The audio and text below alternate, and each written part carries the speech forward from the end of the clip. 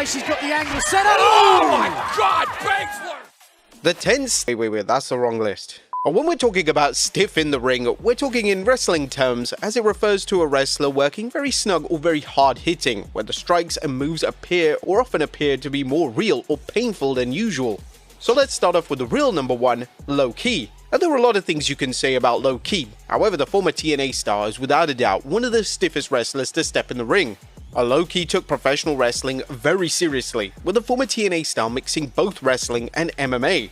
Before coming over to WWE, Low Ki was known for knocking out wrestlers. In fact, there's an infamous video of Low Ki knocking out a wrestler at an Evolve show with just one kick. The match still continued even though the guy was legitimately knocked out. We're wondering why Low Ki just didn't go into MMA for real, as his feet were more lethal than Steve Blackman's. Low Ki's realistic approach to the sport made him stand out as something special because he was a believable badass. Yeah, looks can be deceiving in wrestling. Don't call him Hardcore Holly for nothing. The former hardcore champion made his name in WWE during the 90s, and one of the most notable things about Holly is just how stiff of a performer he really was in the ring. Well, frankly, it's because many consider him a huge backstage bully as well. But Hardcore Holly's tough persona always felt genuine because he brought an intensity and edge that many other wrestlers just simply didn't have. Though Hardcore Holly doesn't have any documented knockouts on his resume, the former WWE star had an infamous moment during an episode of Tough Enough. Holly made a special appearance and wrestled the Tough Enough performers. Every punch, kick, and clothesline could be felt through the TV screen, but his match against Matt Cappotelli is why this particular episode stands out the most. Hardcore Holly beat his ass from pillar to post, and there was a point where it genuinely seemed as if Holly knocked out the wrestler in the ring. Now, Holly admitted in past interviews that he's very stiff in the ring because he likes his moves to be believable without being real. But perhaps his moves were too real on Tough Enough, and Holly expressed his regret over the beating he gave Matt Cappotelli on the two-man Power Trip Wrestling podcast.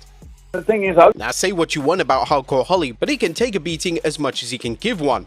The man broke his neck on live television, and he suffered one of the nastiest cuts ever seen in professional wrestling. So while he may be stiff, Holly is also a man who can take the punishment as much as he dishes it out.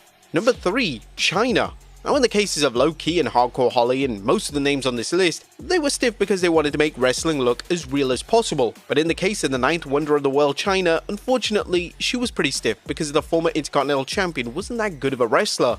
The WWE Hall of Famer is a name that is cemented in professional wrestling for eternity. China broke down barriers for women, and she still remains the only woman to hold the men's Intercontinental title. But China was still developing as an in-ring performer.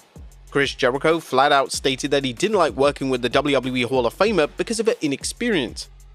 Terrible. Now, wasn't a top-level wrestler, she was certainly a tremendous character that managed to maintain a popularity throughout a WWE run. Number 4, JBL. JBL was another notorious bully behind the scenes.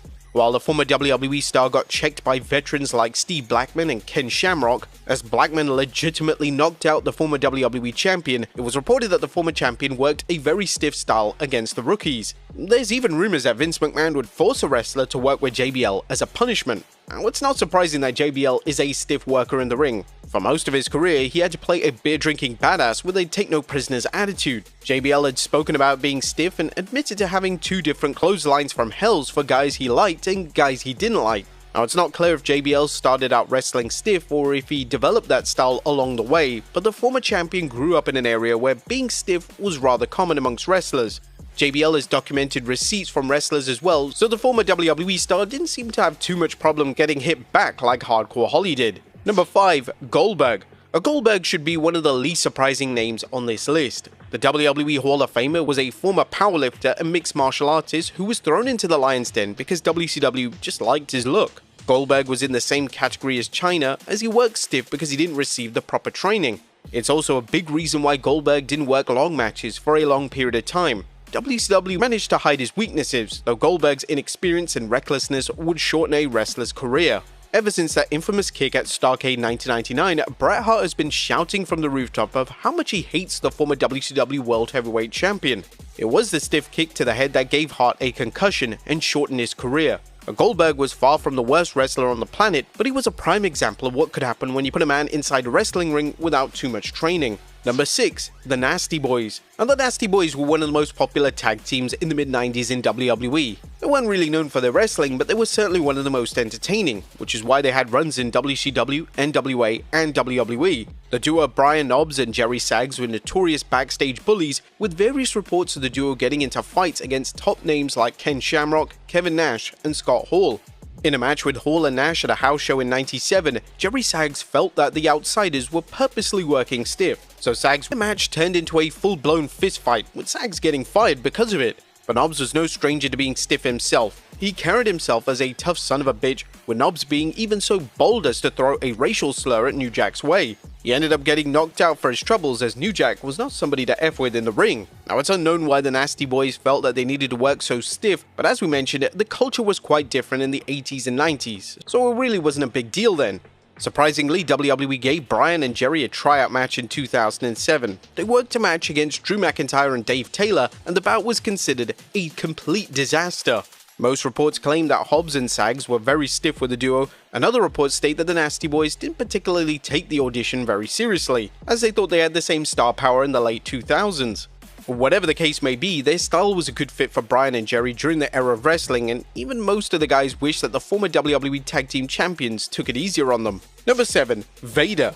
Vader is a big man, so when you have a big guy like that wailing on you for a good minute, you'll be guaranteed to have some bruises once the match is all said and done. But Vader wasn't like the Nasty Boys. Though his powerful strikes and hard-hitting moves worked for Vader's character, many have described Vader as a teddy bear despite being a stiff worker.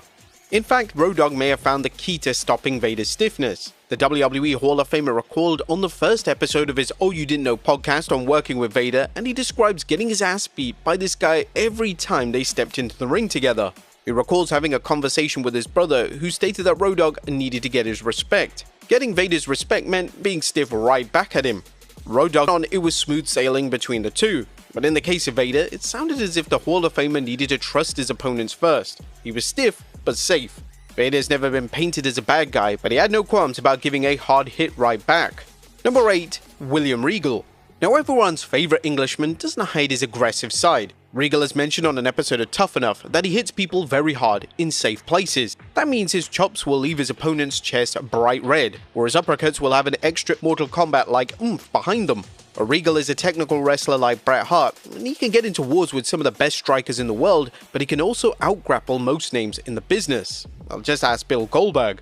On the February 9th, 1998 edition of Nitro, these two had a very infamous match. Remember when we said that Goldberg's stiffness is due to his inexperience? Well, that inexperience played a big factor here, as Regal outsmarted the former WCW World Heavyweight Champion. This was supposed to be a squash match that continued to show off the dominance and strength of Goldberg, but Regal was reportedly told to have a competitive match with a WCW star.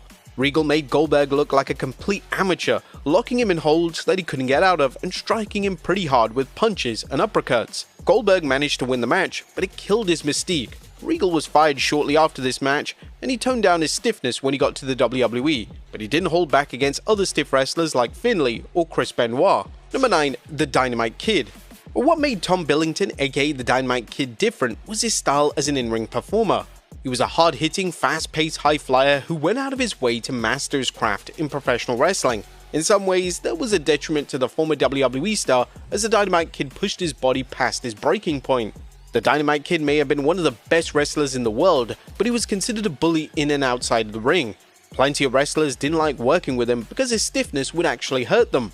There was an instant where Mick Foley suffered a dislocated jaw because of the former WWE star. The Hall of Famer talked about the incident himself on Steve Austin's Broken Skull sessions, where Foley was spun in the air by the Dynamite Kid and then he was hit with a hard clothesline. Billington laughed at the situation. Many people believe that he took pleasure in hurting people in the ring. But Foley isn't the only man who had the displeasure of dealing with Kid. Bret Hart, Jacques Rougeau, and even his own wife didn't particularly have good things to say about him. It's not exactly clear why Billington felt that he needed to be a bully in the ring, but the former WWE star was dealing with alcoholism and drug abuse, so it's possible that his substance issues played a big factor in the way he treated people.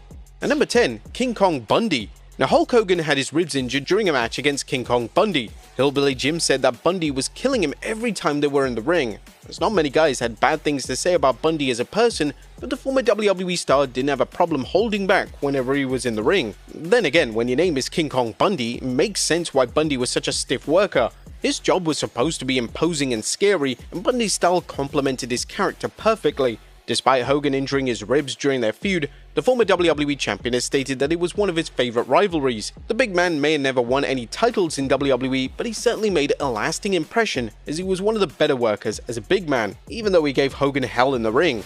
But there you have it.